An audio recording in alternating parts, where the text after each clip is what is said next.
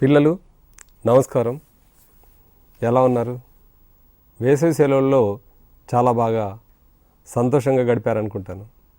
అందరూ ఆటపాటల్లో, అమ్మమ్మ ఇళ్ళకి వెళ్ళి రకరకాల కార్యక్రమాల్లో చాలా సంతోషంగా గడిపారు కదా. మరి ఈరోజు మళ్ళీ మనం పాఠాలను మొదలు పెట్టుకుందాం. ఈరోజు మనం చెప్పుకునేటువంటి పాఠంకి ముందు కొన్ని చిత్రాలను మీకు చూపిస్తాను. వాటిని బాగా గమనించండి. ఆ చిత్రాల్లో ఎవరెవరున్నారు, ఏం చేస్తున్నారు, అవి ఏ సందర్భానికి సంబంధించినవో జాగ్రత్తగా పరిశీలించండి. ఇక్కడ ఈ చిత్రంలో మనకి కర్ణుడు కనపడుతున్నాడు. అతను ఏం చేస్తున్నాడో ఊహించండి. అలాగే ఇక్కడ మనకు పురాణాల్లో ఉన్నటువంటి వామనుడి గురించి మనందరికీ తెలుసు. మనం కొన్ని చిత్రాలను ఇప్పుడు మనం చూద్దాం.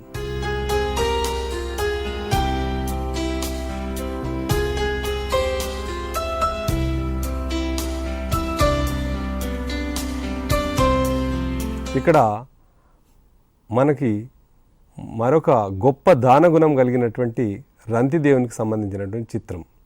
అతను ఏం చేశాడో మరి ఒకసారి మీరు వాటిని గురించి ఆలోచించండి. మీరు చూసినటువంటి చిత్రాలను, వారు చేసినటువంటి యొక్క పనుల గురించి మీకు కొంత అర్థమై ఉంటుంది కదా.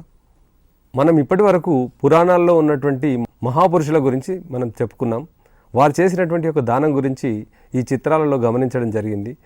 పిల్లలు, ఈ రోజుల్లో మీరు అనేక రకాల దానాల గురించి విని ఉంటారు, పత్రికల్లో చూస్తూ ఉంటారు. రక్తదానం, కాలేయదానం, కిడ్నీ దానం గురించి కూడా చూసుండొచ్చు.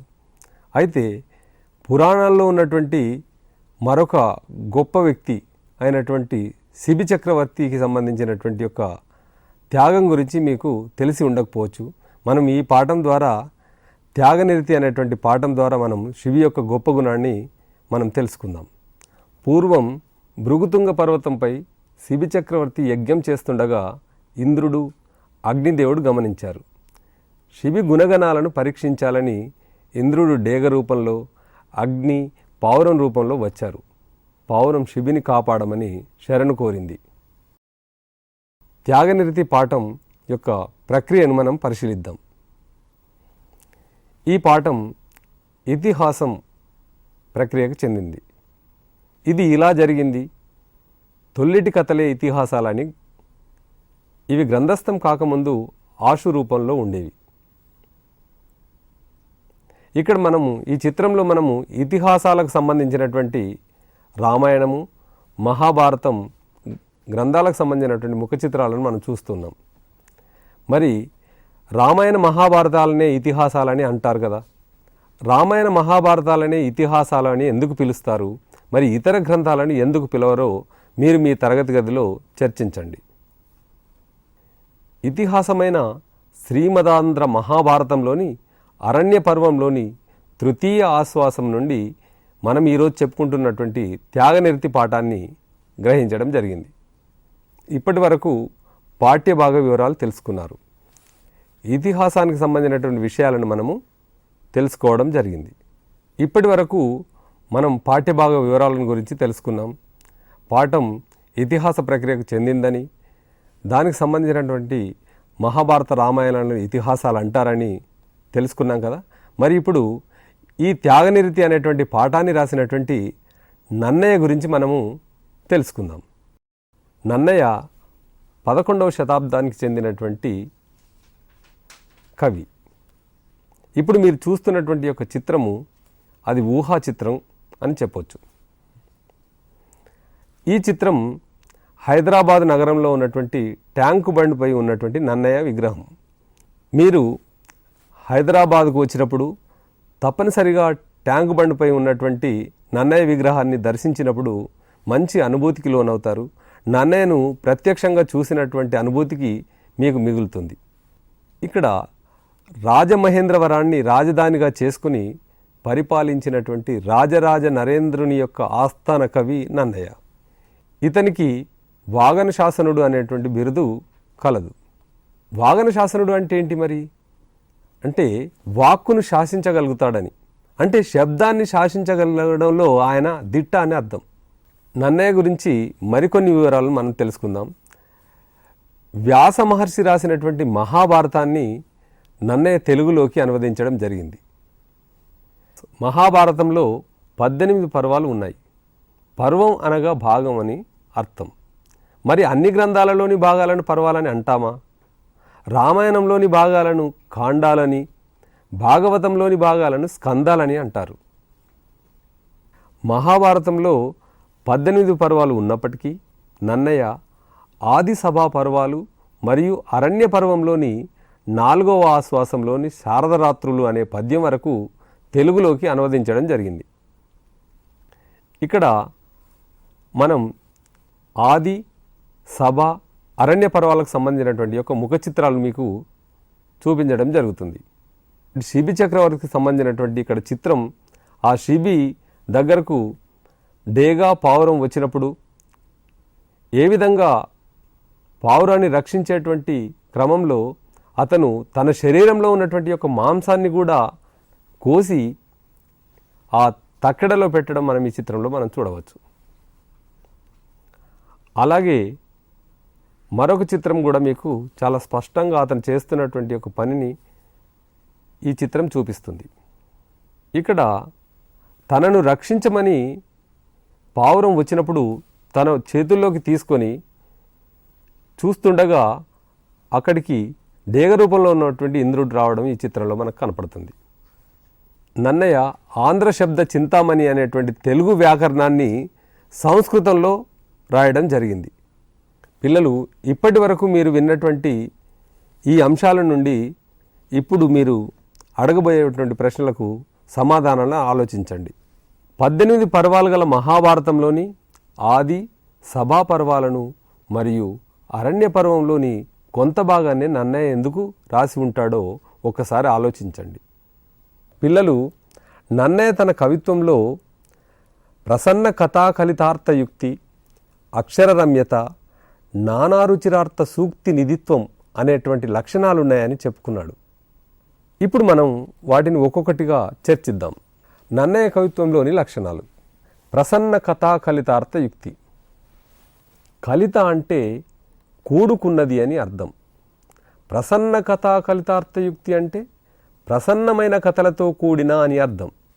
ప్రధాన కథతో ఉపకథకు గల ప్రముఖ స్థానమును తెలిపి వినేవారి యొక్క మనస్సులను హత్తుకుని సన్నివేశాలు కళ్ళ ముందు జరుగుతున్నట్టుగా అనిపిస్తుంది. ఒకసారి మనం ఇప్పుడు మీకు ప్రసన్న కథాకలితార్థయుక్తికి సంబంధించినటువంటి ఒక పద్యాన్ని మనం ఇప్పుడు విందాం. దారుని రాజ్య సంపద మదంబున కోమలి కృష్ణ జూసి రంబోరు నిజోరు దేశమున నుండగ పిల్చిన ఇద్దురాత్ము దుర్వారమదీయ బాహు పరివర్తిత చండ గధా విగాత భగ్నోరుత దోరు జేయుదు సుయోధను ఉగ్ర రణాంతరంబున అనేటువంటి మనం పద్యాన్ని వినిపించవచ్చు. అలాగే నన్నయ్య కవిత్వంలోని అక్షర రమ్యత గురించి మనం తెలుసుకుందాం. అంటే అక్షరాలను చాలా పొందిగ్గా, చాలా అర్థవంతంగా ప్రయోగించడంలో నన్నయ్యను మించినటువంటి కవి మరొకరు ఉండరని చెప్పొచ్చు. ఈ అక్షర రమ్యత అక్షరాల కూర్పు వల్ల పుట్టిన రమ్యత. ఇది శబ్దశిల్పానికి సంబంధించిన గుణం. శ్రవణానందం అంటే చెవులకు ఇంపుగా వినిపించడమని. మరి ఈ గుణం సామాన్యులకే కాక పాఠకులందరికీ కూడా ఆనందాన్ని కలిగిస్తుంది. ఇప్పుడు మనం అక్షర రమ్యతకు సంబంధించినటువంటి ఒక పద్యాన్ని విందాం. గురు వృద్ధ బాంధవులనేకుల్ చూచుచుండన్ మదోద్ధరుడై ద్రౌపది నిత్తు చేసిన ఖలు దుశ్శాసనం లోక భీకర లీలం వధించి తద్విపుల వక్త తైల రక్తౌగ నిర్జర ముర్వీపతి చూచుచుండ అని నా స్వాదింతు నుగ్రాకృతిన్ అనేటువంటి పద్యాన్ని మనం తీసుకోవచ్చు. పిల్లలు, నన్నయ్య తన కవిత్వంలోని మరొక లక్షణమైనటువంటి నానా రుచిరార్థ సూక్తి నిధిత్వం లక్షణం గురించి మనం తెలుసుకుందాం. మనందరికీ తెలుసు, సూక్తి అంటే మంచి మాట. నీతుల్ని సూక్తులుగా వ్యవహరిస్తాం. నన్నయ్య తన కవిత్వంలో అనేక అభిరుచుల్ని కలిగించే అర్థాలతో కూడిన సూక్తులు ఉంటాయని చెప్పుకున్నాడు. దానికి సంబంధించినటువంటి ఒక పద్యము ఇప్పుడు మీకు వినిపించడం జరుగుతుంది. నుత జలపూరితంబులకు నూతులు నూరిటి కంటే సూనృత వ్రత యొక్క బావి మేలు, మరి బావులు నూరిటి కంటే ఒక్క సత్క్రతువది మేలు, తత్క్రతు శతంబున కంటే సుతుండు మేలు, తత్సుత శతకంబు కంటే ఒక సూనృత వాక్యము మేలు చూడగన్, ఒక సూనృత వాక్యము మేలు చూడగన్. ఆయన పద్యాల్లో అనేక నీతులను చెప్తూ ఉంటాడు. మనము ఎప్పుడు జనంలో వినిపడేటువంటి మాట గతకాలము మేలు వచ్చు కాలం కంటేననేటువంటి సూక్తిని మనము విరివిగా వాడుతుంటాము. అది నన్నయ్య పద్యాల్లో నుంచి ఒక పాదమని మీకు నేను తెలియజేస్తున్నాను. సూక్తి అంటే మంచి మాట. మనం నీతుల్ని సూక్తులుగా వ్యవహరిస్తాం.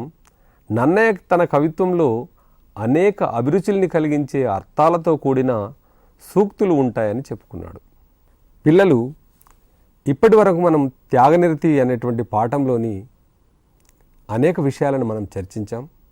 ముఖ్యంగా పాఠ్యభాగ వివరాలు, అలాగే పాఠం యొక్క ప్రక్రియ, దానికి సంబంధించినటువంటి నేపథ్యం, అలాగే నన్నయ్య గురించి మనం అనేక విషయాలను తెలుసుకున్నాం. ముఖ్యంగా నన్నయ్య కవిత్వంలో ఉన్నటువంటి